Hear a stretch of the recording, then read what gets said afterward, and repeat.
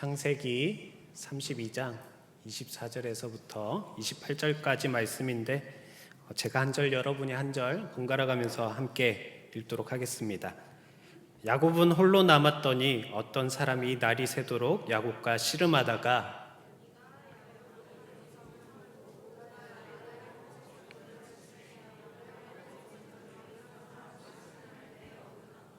그가 이르되 날이 새려하니 나로 가게 하라. 야곱이 이르되 당신이 내게 축복하지 아니하면 가게 하지 아니하겠나이다.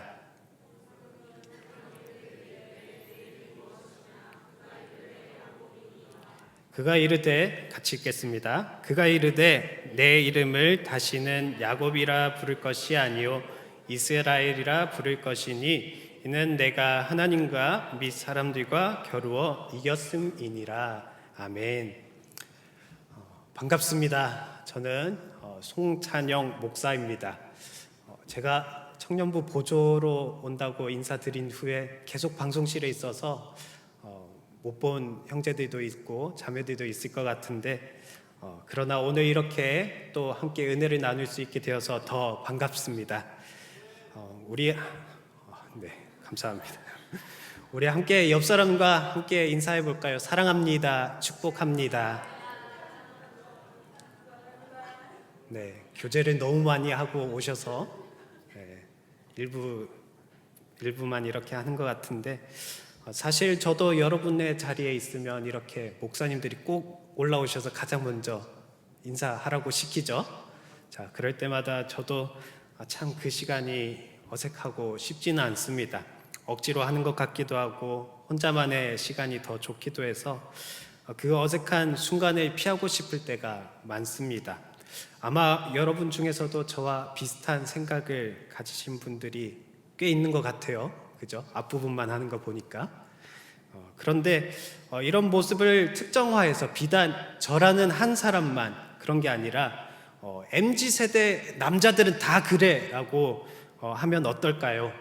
어떤 특정한 한 사람만 그런 게 아니라 그 세대가 그렇다고 하는 것으로 인해서 앞으로 MZ세대에 만나는 모든 사람들에게 편견을 가지게 될 것입니다. 요즘은 MZ세대 안에서도 이렇게 기성세대 안으로 이미 들어간 30대와 그리고 기존의 20대들을 분리해서 생각하려는 시도가 있기는 하지만 MZ세대라 하면 흔히 자기중심적이고 직장보다 자신의 삶을 더 선택하거나 워라밸을 중요하게 생각해서 기꺼이 직장에 헌신한다기보다 기꺼이 공동체에 헌신한다기보다 자기 자신의 삶을 더 중요하게 여기는 특성을 가진다라고 MZ세대를 판단하는 경향이 있습니다. 어떤가요? 동의하시나요? 저는 사실 이 말을 들었을 때 살짝 긁혔습니다. 네. MZ라는 용어 자체도 우리 세대 안에서 불려진 용어가 아니라 기성세대가 도대체 이 사람들은 어떤 사람이냐라고 궁금해서 그들의 사고방식을 이해할 수 없어서 이해하고자 부르기 시작한 단어라 그렇습니다. 그러나 실제로 저는 그러한 삶을 살아가는 것이 더 편했고 공동체보다는 나의 삶의 그 유익만을 선택하면서 살아가는 것이 더 편했기 때문에 MZ세대에 대한 평가가 그렇게 기분 좋게 들리지 않았습니다. 평가가 정확했던 걸까요? 여러분은 어떠신가요? 동의하시나요? 네. 그런 평가를 다른 사람들에게 받는다고 하면 그래, 맞아, 나 그런 사람이야 라고 정말 그렇게 쉽게 인정하는 사람도 있을 반면에 오기로 난 그런 사람이 아닌데 오해받기 싫어 하면서 그들이 원하는 헌신과 수고의 모습으로 하는 사람도 있을 것입니다. 우리 청년들 중에 일부는 공감이 될 수도 있고 아닐 수도 있고 또는 아직 모르겠다 하는 청년들도 있을 것입니다. 그러나 이런 세대들의 특징은 사람마다 성향마다 가지게 되는 특징이지 이 세대를 통틀어서 판단하기에는 무리가 있는 것 같습니다. 어쩌면 인권과 그런 자율에 대한 그런 이해가 없던 시대에 더 사람 중심적으로 이런 시대가 변하고 있는 것일 수도 있고 그렇기에 말할 수 없고 약자가 될 수밖에 없었던 우리 사회 초년생들이 이제 입을 열어서 말할 수 있는 시대가 된 것이지, 우리 이 시대에 속한 청년들 모두의 성향이 다 그렇다라고 말할 것이라면 오늘 말씀의 주인공인 야곱도 MZ세대라 불러야 하지 않을까 생각해서 제가 설교 제목을 MZ 야곱이라 정하게 되었습니다. 먼저 야곱을 가리켜서 MZ라고 할 수 있는 것은 성경 속에서 드러난 야곱의 인생 곳곳에서 야곱은 자기 중심적인 삶을 살아간 것을 성경 기자가 묘사한 것을 발견할 수 있기 때문입니다. 우리가 잘 알고 있듯이 야곱은 쌍둥이로 태어나면서 형 에서의 발 뒤꿈치를 잡고 둘째로 태어난 인물이지요. 그래서 그의 이름을 발 뒤꿈치를 잡은 자라고 야곱이라 의미가 발 뒤꿈치를 잡은 자라는 의미가 있습니다. 그리고 그 야곱의 다른 뜻이 있는데 속이는 자, 약탈자와 같은 의미를 가지고 있습니다. 야곱은 그렇게 이름의 뜻에 걸맞게 자신의 인생 속에서 남을 속이며 그리고 남의 것을 빼앗는 강도와 같은 삶을 살아가며 자기가 원하고 바라는 것을 결국에는 쟁취해내고 마는 야곱 같은 인생을 살았습니다. 첫 번째 그의 자기 중심적인 모습이 드러난 대표적인 사건이 있는데 바로 팥죽 사건입니다. 형에서는 요즘 말로 한다면 테토남이라 부를 것처럼 사냥과 바깥 활동에 최적화된 강하고 힘센 용사와 같이 익숙한 사냥꾼으로 성장하였고, 반면 야곱은 애견남이라 부르죠. 요즘은 여성성이 드러나 엄마 곁에서 집안일을 하며 조용한 사람으로 성장했습니다. 그러던 어느 날 야곱이 연휴 때와 같이 장막에서 이렇게 죽을 쓰고 있을 때 에서가 들에서 사냥을 마치고 심히 피곤한 상태로 돌아오게 됩니다. 허기지고 배가 고플 때 뭐든 맛있게 보이죠. 에서가 야곱이 쏘아놓은 그 붉은 죽을 달라고 요청하게 됩니다. 이때 야곱은 어떻게 대답했나요? 자신이 태어나면서 형 에서의 발 뒤꿈치를 붙잡았던 것처럼 장자권을 내게 주면은 이 팥죽을 주겠다라고 말했죠. 이때 테토남에서는 그깟 장자권 뭐가 중요하냐, 뭐 대수롭지도 않게 이렇게 호기롭게 자신의 장자권 내어주고 빨리 팥죽이나 줘 하면서 팥죽을 얻어먹었습니다. 결국 야곱은 자신이 그토록 원하는 것을 쟁취해내고 마는 그 형의 약점을 집요하게 파고들어서 자신이 얻고 싶어하는 것을 얻어내고 말았습니다. 두 번째 야곱이 그 자기 중심적인 삶을 살아갔던 모습이 잘 드러난 본문은 아버지 이삭으로부터 형의 축복을 가로챈 순간에 이르러서 절정이 이릅니다. 아버지 이삭이 나이가 많아서 눈이 어두워졌을 때 이삭은 맏아들 에서를 불러서 내가 즐기는 별미를 사냥해주고 내가 죽기 전에 너를 마음껏 축복하도록 해라 라고 했습니다. 그런데 이를 엿들은 야곱의 어머니 리브가가 야곱을 향해서 아버지 이삭에게 축복을 받을 수 있는 방법을 알려주게 됩니다. 아버지가 눈이 멀었으니 형의 냄새가 나도록 형의 옷을 입게 하고 또 손과 목에는 에서처럼 털이 많게 느껴지도록 염소 가죽을 둘러 아버지께 들어가게 했습니다. 목소리는 어떻게 흉내냈을지 모르겠지만 그렇게 에서가 사냥에 나가 있는 사이에 야곱은 곧장 아버지께 들어가게 되지요. 그리고 야곱의 그 모든 의심들을 다 뒤로 한 채 제가 에서가 맞습니다 라고 하면서 아버지께 그토록 원하는 그 모든 장자권의 축복을 다 받고서는 얻어내고 말았습니다. 야곱은 그렇게 자신의 삶에서 오직 자신이 원하고 바라는 그 욕망만을 추구하여서 이를 결국 얻어내는 수단과 방법을 가리지 않고 계산적으로 이해타산이 빨라서 오직 자신의 힘으로만 살아갔다는 그 삶을 알게 해주는 대목인 것입니다. 세 번째 야곱이 자기 중심적인 삶을 살아간 모습은 이후 야곱이 외삼촌 라반의 집으로 도피하여 생활하게 된 20년의 세월 속에서도 발견하게 됩니다. 야곱은 그렇게 형 에서의 축복을 쟁취하고 도망한 이후에 누구를 만나게 되었나요? 야곱보다 더 야곱 같은 외삼촌 라반을 만나게 됩니다. 라반 삼촌에게 둘째 라헬을 얻기 위해서 7년을 일했는데 결혼 당일 어두운 밤에 삼촌은 누구를 들여다보냈나요? 둘째 라헬이 아니라 첫째 레아를 그곳에 들여다보내서 7년간 일한 것이 헛수고가 되고 또 다시 7년을 일해야지만 자신이 그렇게 원하는 둘째 라헬을 얻도록 하는 그런 일을 당하게 됩니다. 이후에도 야곱은 외삼촌 라반에게 10번이나 품삯이 바뀌는 등 수없이 속게 되는 자신이 형 에서에게 한 행동을 그대로 당하는 듯한 모습들이 일어나게 됩니다. 그럼에도 야곱은 그보다 더 교묘한 방법으로 자신의 재산과 부를 축적해 나가는데요. 야곱과 라반이 서로 품삯을 정하게 되었을 때 라반은 대부분의 양이 흰색이고 염소가 검정색인 것을 알았기에 자신이 유리한 채로 점이나 얼룩이 있는 것은 야곱이 가지고 깨끗하고 순전한 것들은 라반이 갖는 그런 규칙을 세웠습니다. 야곱도 흔쾌히 삼촌의 제안을 받아들이는 것 같아 보였는데 야곱이 라반의 속임수에 굴하지 않고 이상한 전략을 세웁니다. 양과 염소들이 물을 마시러 올 때에 버드나무와 살구나무와 신풍나무 가지에 껍질을 벗겨서 흰 나무를 이렇게 흰 무늬가 드러나게 만들어 놓고 그 가지들을 물구유에 넣어 두었습니다. 이 방법은 양떼가 교미하는 시기가 되었을 때 물을 마시며 그 무늬들을 보도록 하여서 무늬 있는 새끼를 낳게 하려는 야곱의 전략이었습니다. 문자적으로만 보았을 때 그리고 저의 이해로만 이 문장을 생각했을 때 이 전략은 조금 의심스러웠습니다.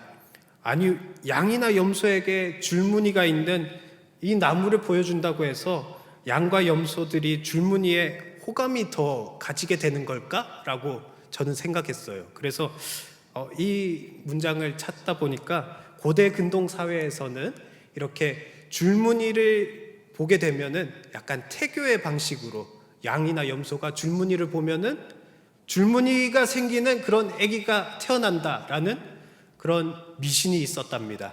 어때요? 말이 되나요?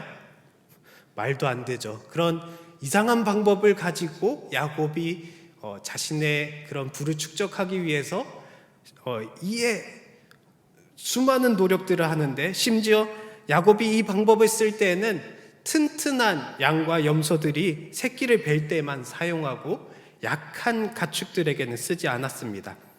결과가 어땠을까요? 아이러니하게도 야곱이 의도했던 대로 튼튼한 가축들은 점이 있고 얼룩진 새끼들이 낳았고 자신의 엄청난 재산들을 불릴 수 있었습니다. 이렇게 야곱은 라반의 집에서 20년간의 고난의 세월을 이겨내고 자신의 꾀와 그리고 노력으로 큰 부와 재산을 쟁취하면서 자기 중심적인 삶을 계속 이어갔습니다. 이런 자기 중심적인 야곱은 자신의 욕망을 위해 팥죽 한 그릇을 영적인 가치를 팥죽 한 그릇으로 얻어내었고 그리고 거짓말과 속임수로 형 에서의 축복을 가로챘고 오직 자신의 힘으로만 성공을 이루었다라고 생각할 수 있었습니다. 그렇다면 하나님께서는 과연 야곱이 자기 주도적으로 이기적인 생각과 자신의 유익을 위해 애쓰며 살아가는 삶의 모습을 보시고 그저 그대로 내버려 두셨을까요? 과연 하나님을 믿는다는 사람이 하나님을 의지하고 살아가기보다는 자신의 생각과 계획대로 살아가고자 부단히 노력하는 삶을 하나님은 그저 내버려 두실까요? 아니었습니다. 비록 자기 인생을 자신의 것이라 여기고 살아갔던 그 야곱의 삶이었지만 하나님께서는 늘 그와 함께 하시고 그가 가는 길을 동행하시고 또한 훗날 야곱이 자신에게 있었던 이 모든 일들이 자신의 노력이 아니라 하나님의 도우심이 있었다는 사실을 깨닫도록 은혜를 허락해 주셨습니다. 함께 창세기 31장 9절 말씀을 읽어봅시다. 시작. 하나님이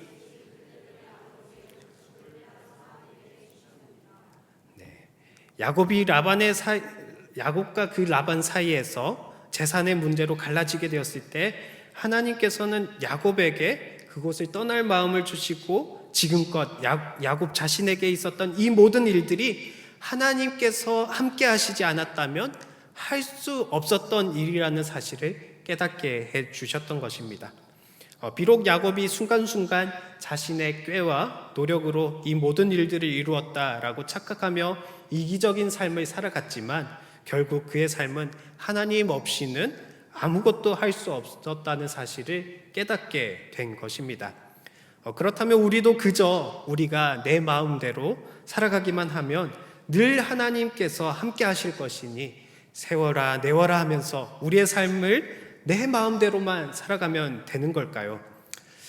우리는 종종 야곱처럼 우리의 재능과 능력을 그리고 계획만을 의존하며 살아갈 때가 있습니다.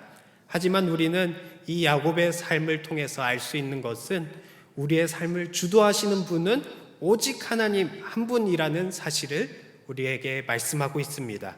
야곱이 라반에게 속고 고생하며 말도 안 되는 방법으로 양과 염소 재산을 취한 이 모든 일들은 하나님께서 허락해 주시지 않았다면 얻을 수 없는 결과였음을 야곱이 고백하였듯이 우리 역시 삶의 모든 순간이 하나님의 은혜였음을 인정해야만 합니다. 우리의 성공과 우리의 소유가 우리의 이 모든 관계 속에서 하나님께서 맺어준 이 관계가 이 모든 것들이 하나님의 축복임을 깨닫는 것, 이것이 바로 욕심 많던 야곱의 삶을 통해서 우리가 기억해야 할 중요한 교훈인 것입니다. 그런데 이러한 은혜를 깨달은 야곱은 이제 하나님과 함께하는 삶을 살아가며 삶의 주도권을 하나님께 맡겨드리며 살아갔을까요? 아니면 하나님께서는 여전히 그가 살아가던 방식으로 그저 내버려 두셨을까요? 야곱은 여전히 자신의 인생의 주도권을 지면서 자신의 노력만으로 문제를 해결하고자 하는 삶을 살아갔습니다.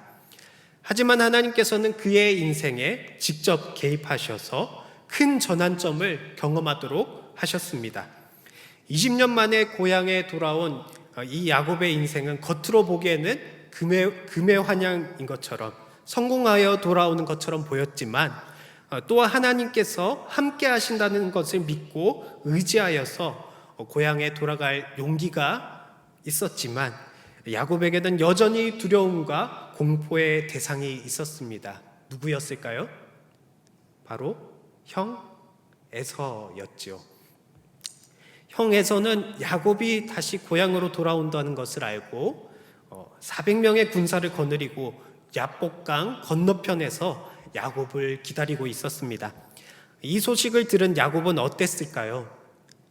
마음이 철렁 내려앉았을 것입니다.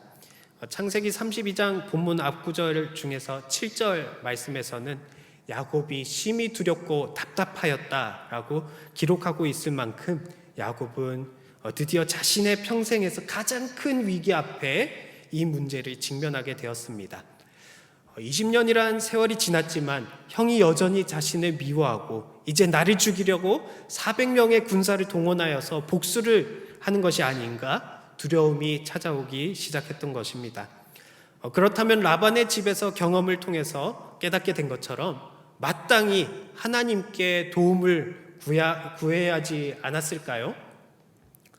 그러나 여전히 야곱은 그 문제를 해결하기 위해서 잔꾀를 부리게 되는데 자신의 무리들을 두 분류로 나눠서 에서가 와서 한 떼를 먼저 치면은 나머지 한 떼는 도망할 수 있도록 이 무리들을 둘로 나눕니다.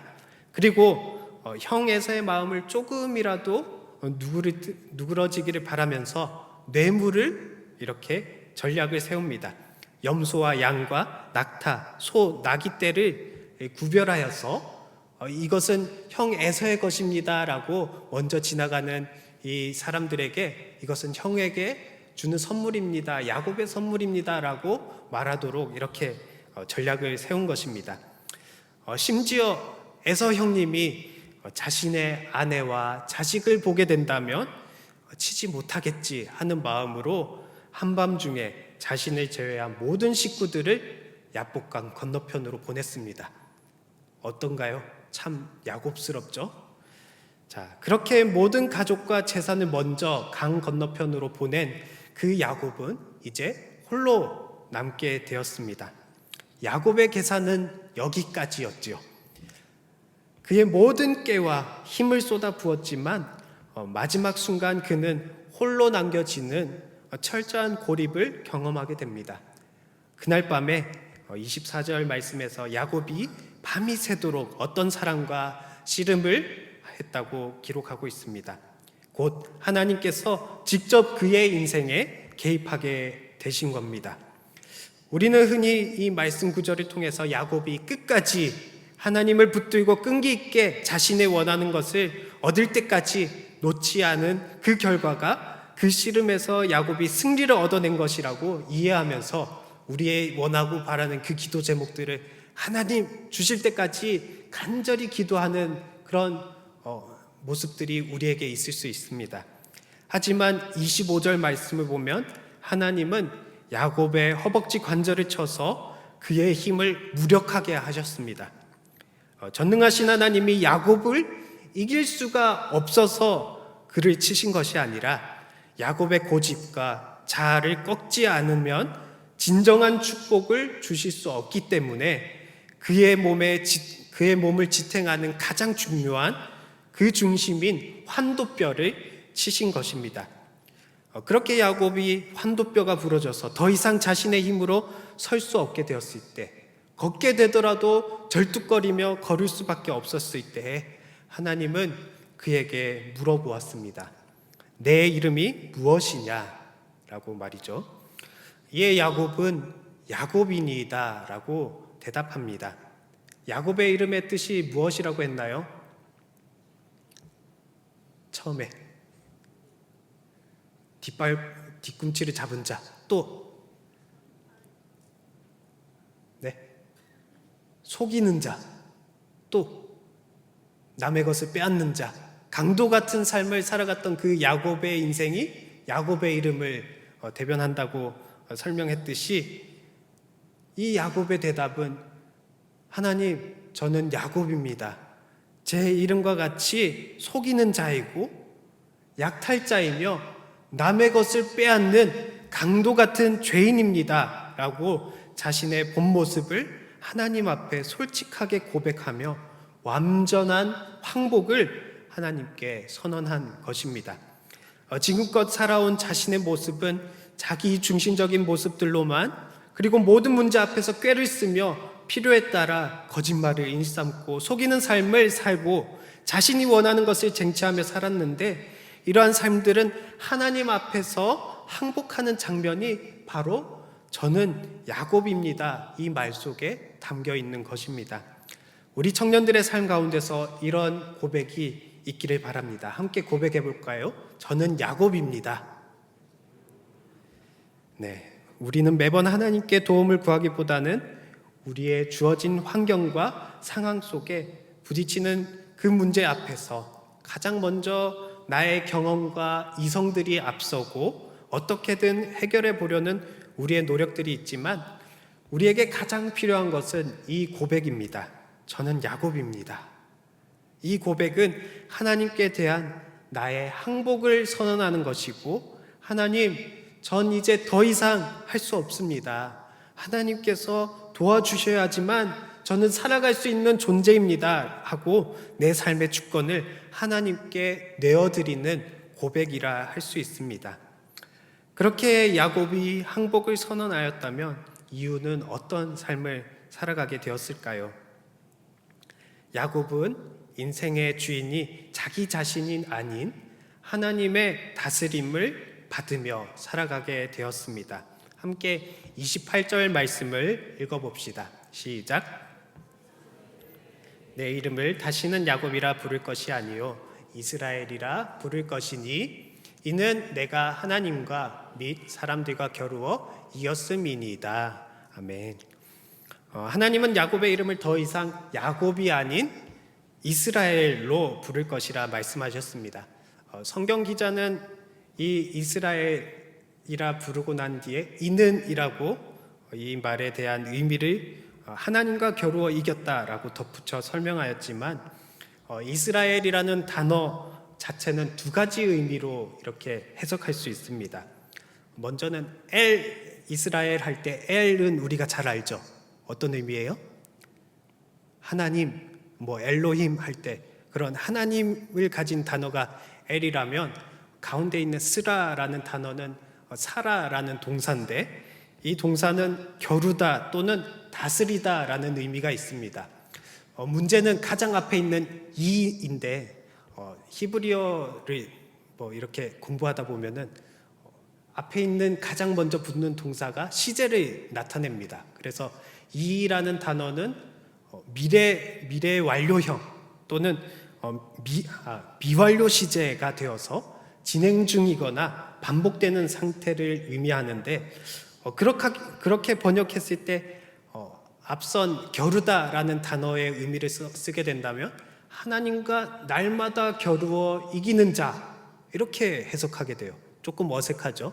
그런데 후자인 하나님의 다스림으로 생각했을 때 이스라엘이라는 단어는 날마다 하나님의 다스림을 받는 존재라 해석할 수 있습니다. 그렇게 해석하면 조금 더 한결 의미 있고 어우러지는 번역이 됩니다. 다시 말해서 하나님께서는 야곱에게서 항복을 받은 것은 지금껏 자신의 인생의 주인이 자기 자신의 삶을 살았지만 이제는 내 삶을 하나님께서 주인이 되어달라는 그 주권의 전환으로 보았을 때 하나님이 주신 새 이름의 이스라엘은 앞으로 자기 중심적인 삶을 살아가며 인생의 주인인 자기 자신이 아닌 오직 하나님의 다스림을 받으며 살아가는 존재로 하나님이 그와 늘 동행하시겠다라는 의미가 이스라엘이라는 이름 안에 내포되어 있는 것입니다. 그렇다면 우리는 이제 야곱이 이스라엘이라는 새 이름을 받았으니 그의 삶의 모든 문제가 해결된 완벽하고도 평탄한 길이 펼쳐질 거라 기대할 수 있습니다. 하지만 성경은 야곱의 삶의 야복강 이 사건 이후에도 여전히 고난이 가득 차 있는 그의 삶을 솔직하게 기록하고 있습니다. 딸 중에 디나라는 그 딸은 강간을 당하기도 하고 온 가족이 위기 속에 놓여 있기도 하고 또 가장 사랑했던 아들인 요셉을 잃고 20년 넘게 슬픔 속에 살아야 했습니다. 그러나 그 모든 고난의 시간 속에서 야곱은 예전처럼 잔꾀를 부리거나 자신의 힘을 의지하지 않았습니다. 오히려 그는 하나님께서 주셨던 그 이스라엘이라는 새 이름의 언약, 약속의 말씀을 스스로 되새겼습니다. 창세기 35장 10절에서는 하나님이 다시 그에게 나타나셔서 그 약속의 말씀을 상기시켰습니다. 함께 읽어볼까요? 시작. 하나님이 그에게 이르시되 내 이름이 야곱이지만은 내 이름을 다시는 야곱이라 부르지 않겠고 이스라엘이 내 이름이 되리라 라고 이렇게 말씀하셨죠. 뿐만 아니라 이스라엘의 모든 땅에 흉년이 들어서 애굽으로 내려가야 하는 그 절망적인 순간 속에서도 하나님은 다시 나타나서 그 야곱의 두려운 그 모습을 위로하여 주셨습니다. 창세기 46장 3절 말씀입니다. 시작. 하나님이 이르시되 나는 하나님이라 내 아버지의 하나님이니 애굽으로 내려가기를 두려워하지 말라. 내가 거기로 너로 큰 민족을 이루게 하리라 라고 그 절망적인 그 순간에 야곱에게 찾아오셔서 하나님께서는 두려워하지 말라. 내가 너와 함께 할 것이다. 내가 너를 다스리니 걱정하고 염려하지 말라 라고 하나님께서 말씀하셨지요. 이처럼 야곱은 삶의 모든 위기 속에서 오직 그 하나님의 신실하신 약속만을 붙들며 살아갈 수 있게 되었습니다. 다시 말해서 야곱은 자신의 능력을 의지하며 살아간 것이 아니라 어떤 상황 속에서도 변치 않으시는 그 하나님의 신실하심을 바라보며 하나님의 다스림을 받으며 살아가게 된 것입니다. 우리는 MZ세대라 이름이 불리며 나의 힘으로 그리고 내 인생을 성공적으로 만들어야 한다는 그런 압박 속에서 살아갑니다. 그러나 야곱의 인생을 통해서 우리에게 말해주듯이 진정한 성공은 나를 증명하려고 애쓰는 야곱의 삶이 아니라 나의 연약함을 인정하고 그 하나님의 다스림을 받는 이스라엘의 삶이라는 사실을 우리는 기억하길 원합니다. 그리고 이제 우리의 삶은 내 힘으로만 살아가는 것이 아니라 나의 능력만을 의지하며 살아가는 것이 아니라 하나님과 함께 비록 절뚝거리지만 그 하나님과 함께 살아가는 그 여정이 우리의 그 성공임을, 우리의 삶의 진정한 성공임을 우리는 기억하길 원합니다. 나의 능력과 경험이 아닌 오직 변치 않으시는 그 하나님의 신실하심을 의지할 때 우리는 비로소 참된 평안을 누릴 수 있는 것입니다. 야곱처럼 우리의 삶의 마지막 순간까지 하나님과 함께 걸어가는 이스라엘의 삶을 살아가시기를 예수님의 이름으로 간절히 축복합니다. 끝난 줄 알았죠? 네, 말씀을 맺겠습니다. 제가 목사 안수를 받을 때 이 장로교 안에서는 목사 안수 이전에 전도사부터 시작해서 강도사 인허를 받고 그리고 1년을 거친 후에 목사 안수를 받게 됩니다. 제가 처음 이렇게 목회자의 길을 걷게 된 것이 신학교가 20살 때 대학교 갈 때니까 강도사 인허를 받은 나이가 31살, 거의 11년 만에 강도사 인허를 받게 되었습니다. 얼마나 감회가 새로웠을까요? 그래서 당시 사역하던 그 교회 유초등부 아이들 1학년에서 6학년 아이들을 데려다 놓고 이 본문을 가지고 설교했습니다. 원어를 설명해 가면서 얼마나 아이들에게 끔찍했을까요? 네, 그렇게 설교하면서 이스라엘은 이런 의미란다 라면서 아이들에게 가르쳤는데 그런데 설교가 끝나고 나서 명랑한 1학년 아이가 저에게 찾아왔어요.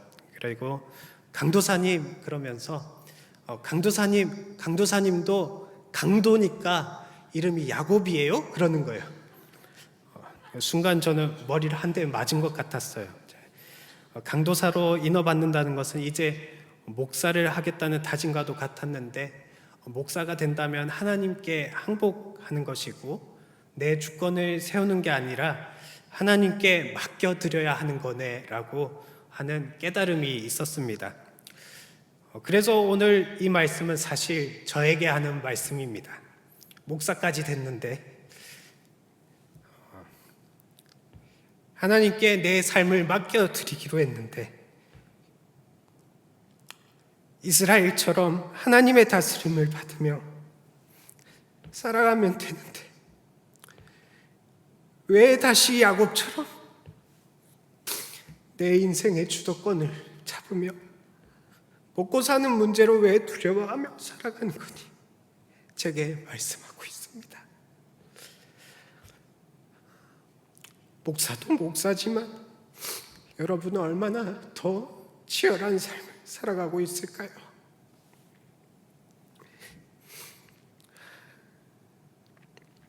나를 계속 더 어필해야 되고 내가 잘한 것을 알아달라고 얼마나 더 노력해야 하는 삶을 살아가고 내가 인정받기를 위해 노력하는 삶을 살아가야만 합니다. 때로는 야곱처럼 속이고 남을 이렇게 속여야지만 내가 원하는 것을 얻어낼 수 있는 그런 삶을 살아가는 시대에 살고 있습니다. 온갖 꾀를 써도 이 세상을 살아가기에도 부족한데 그렇게 살지 않으면 세상에서 뒤처지는 것만 같은데 우리의 인생은 어떻게 살아가야만 하는 걸까요? 하나님께 맡겨드리면 됩니다. 저도 이게 어렵지만 여러분에게 담대하게 전해드리는 것은 하나님께 우리의 삶을 맡겨드립시다. 항복을 하는 겁니다. 그때 하나님은 우리의 삶의 주권자가 되셔서 우리의 먹을 것, 우리의 마실 것, 우리의 입을 것 모두 입히시고 다스리시는 줄 믿습니다. 죄송합니다. 제가 원래 방송실에만 있을 땐 T거든요. 오늘 오랜만에 내려와서 찬양하고 은혜 받으니까 F 감성이 올라와서 그렇습니다. 하나님께서 우리에게 다스리시겠다 하신 그 이스라엘의 약속의 말씀을 기억하면서 그 말씀을 의지하면서 오늘 한 주간도 우리 청년들 가운데 부단히 노력해야 하는 삶이 우리에게 이어지지만 그 삶을 말씀을 의지하면서 이스라엘로 승리하는 삶을 살아내기를 예수님의 이름으로 간절히 축원합니다. 함께 결단하며 찬양하겠습니다. 예수로 살리, 우리 함께 불렀던 찬양인데 또 참 말씀의 내용과 이렇게 연결되는 것이 참 많다고 느껴집니다. 이제는 내가 사는 것이 아니라 내 안에 주께서 사시는 그 삶을 우리가 살아가겠다는 결단을 하면서 함께 고백하겠습니다.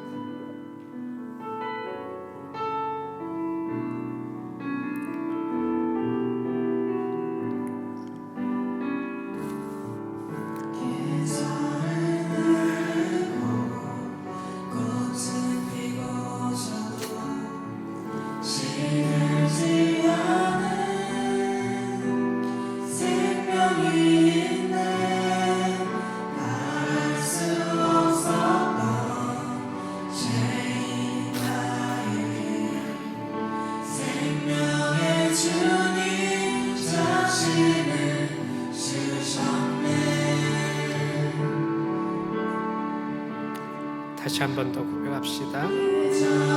그리고 꽃은 피고 저도 시들지 않은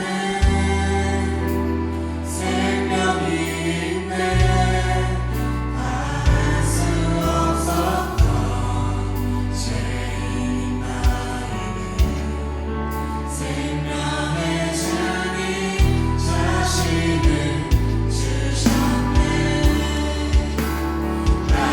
삶은 내 주 예수의 것이니 내 생명 나의 예수로 살리 내 모든 것 내 주 예수의 것이니 내 전부 대신 예수로 살리 나의 삶은 내 주 예수의 것이니 내 생명 나의 예수로 살리 내 모든 것 내 주 예수의 것이니 내 전부 되신 예수로 살리 그런즉 이제는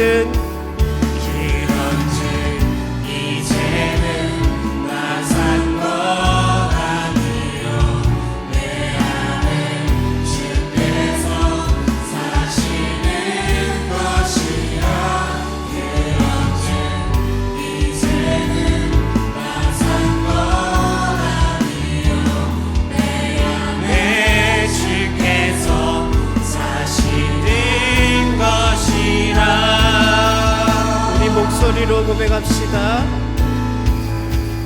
나의 삶은 내 주 예수의 것이니 내 생명 나의 예수로 살리 내 모든 것 내 주 예수의 것이니 내 전부 되신 마지막으로 고백합시다. 나의 삶은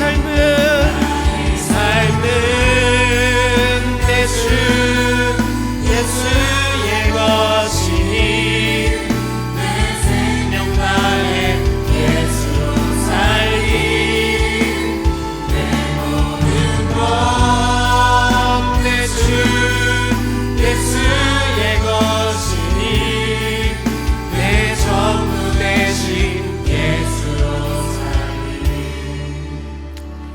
시간 들은 말씀을 기억하며 함께 기도하길 원합니다. 하나님, 저희도 야곱과 같은 삶을 살아왔습니다. 내 힘과 내 깨로만 살아가고자 했습니다. 작은 문제도 내가 해결하려 했고, 나에게 유익이 무슨 일인지, 나의 이득이 되는 일이라면 다른 사람의 약점을 이용하기도 했습니다. 이런 죄악된 모습으로 살아온 저희를 용서하여 주옵소서. 그러나 이제는 야곱이 아닌 이스라엘이라는 새 이름을 주셔서 내 능력에 의존하는 것이 아니라 오직 하나님의 다스림을 받으며 살아가는 존재가 되길 원합니다. 비록 우리의 삶이 앞으로 평탄하지 않을 수 있지만 흔들리는 상황 속에서도 변치 않으시는 그 주님의 신실한 약속을 붙들게 하여 달라고 이 시간 우리의 모든 것을 내려놓고 오직 주님께 항복하며 우리 이 시간 주여 한번 간절히 부르짖고 함께 기도하겠습니다. 주여, 살아계신 주님, 나의 삶에 내가 주인이 되고자 했던 모든 삶의 그 순간들 주님 모두 다 아시오니 주님 용서하여 주시옵소서. 나의 노력으로만 살아가고자 했던 그 모든 순간들 주님 용서하여 주시옵소서. 주님, 이제는 주님과 늘 함께 주님의 다스림을 받으며 살아가길 원합니다. 나의 삶의 주권을 내가 주는 것이 아니라 하나님께 맡겨드리며 나의 삶을 맡겨드리길 원합니다. 주님, 용서하여 주시옵소서. 주님 붙들어 주시옵소서.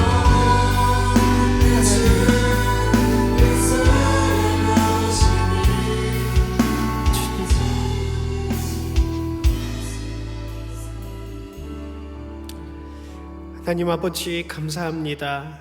야곱의 삶을 통해서 내 힘과 내 생각과 내 계획만을 의지하며 살아가려고 했던 그 야곱과 같은 우리의 모습들을 돌아보게 하시니 감사합니다. 그러나 우리를 그 자리에 내버려 두지 않으시고 주님의 은혜로 저희 삶에 개입하셔서 이스라엘이라는 새 이름을 허락해 주시니 감사합니다. 이제는 우리의 삶에 어떤 고난이 찾아와도 어떤 어려움이 닥쳐와도 흔들리지 않는 주님의 그 신실한 약속만을 붙들고 나아가길 원합니다. 우리의 연약함 속에서도 주님의 영광이 드러나게 하시고 하나님의 다스림이 우리의 삶 늘 가득히 드러나도록 언제나 함께하여 주시옵소서.